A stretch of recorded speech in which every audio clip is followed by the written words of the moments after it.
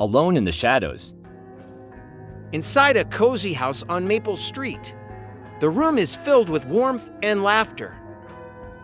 Emily, a 1-year-old girl, giggles as she plays with her toys.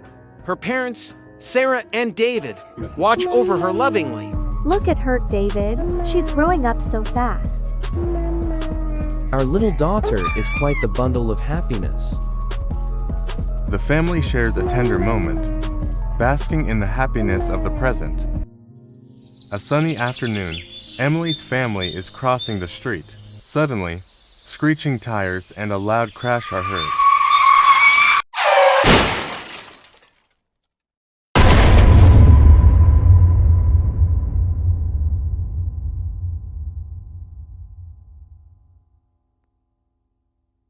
Emily lies in a hospital bed, surrounded by medical equipment. Sarah and David's lifeless bodies are covered with white sheets. Emily's eyes flutter open, and she lets out a soft cry.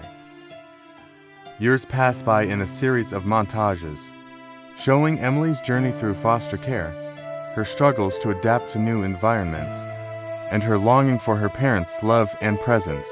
The other children laugh, leaving Emily feeling isolated and alone. She doesn't have anyone to play with. The weight of her loneliness presses down on her, suffocating her spirit. Emily, now a teenager, wanders the streets aimlessly. She looks lost and defeated, a mere shadow of her former self. Her cries echo into the emptiness, unanswered.